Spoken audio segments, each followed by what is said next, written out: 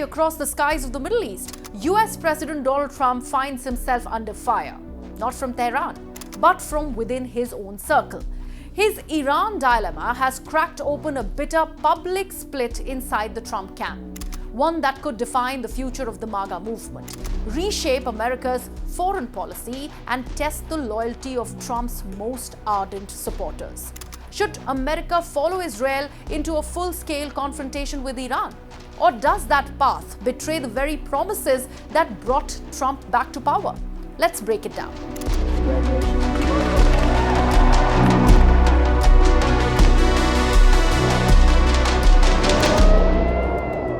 The current crisis began on June 13th when Israel launched a wave of preemptive strikes on Iranian nuclear and military facilities.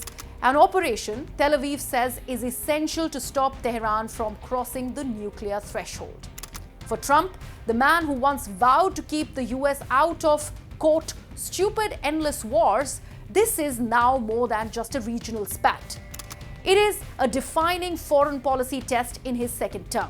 Should the United States join Israel's offensive or sit this one out? His answer, delivered with trademark ambiguity. I may do it, I may not do it. You don't know that I'm going to even do it. You don't know. I may do it, I may not do it. But that one sentence has detonated a political explosion back home. Inside Trump's own coalition, a civil war is playing out. On one side, the isolationists, the America First purists. They say this isn't our fight. No more US blood and treasure for Middle Eastern chaos.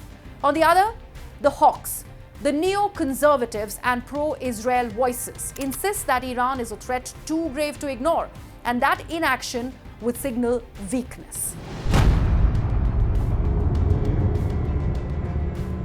Leading the resistance from within, Tulsi Gabbard, Trump's own director of national intelligence. She told Congress earlier this month that while uranium levels are high, intelligence does not suggest Iran is building a bomb.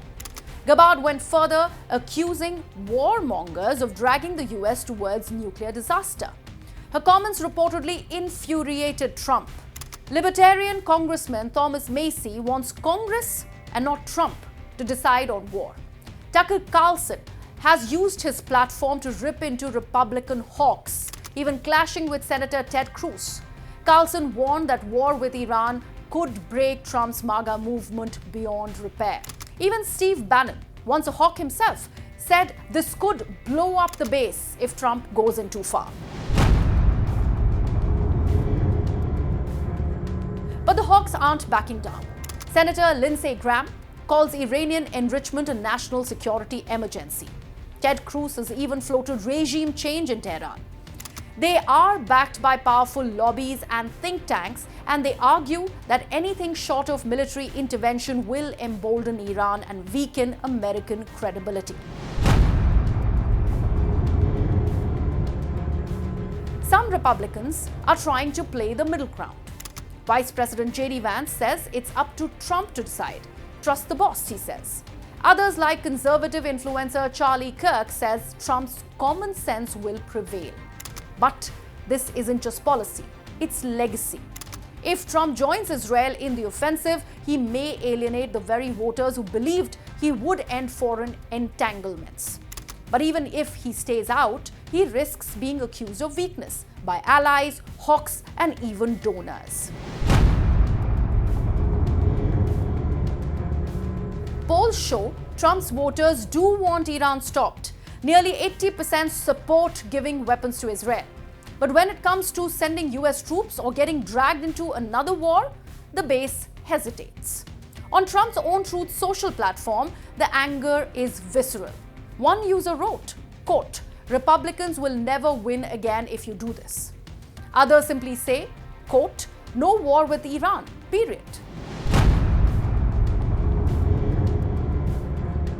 This isn't just about Iran. It's about who calls the shots in American foreign policy and who pays the price.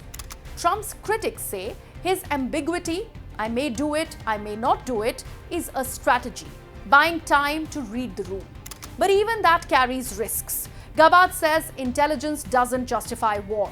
The IAEA says Iran hasn't weaponized, and yet the drumbeat grows louder. Any miscalculation could spiral. Retaliation on US bases, oil price shocks, destabilized allies, or a wider war. And then there's the legal question. Can Trump act without Congress? So what will Trump choose? Intervention and its unpredictable fallout, or restraint and the wrath of hawks calling him weak? For a president who campaigned on pulling America back from the brink, this is the brink. His base is watching, his party is split, and the world, nuclear-armed, anxious and polarized, is waiting. This story isn't about Iran.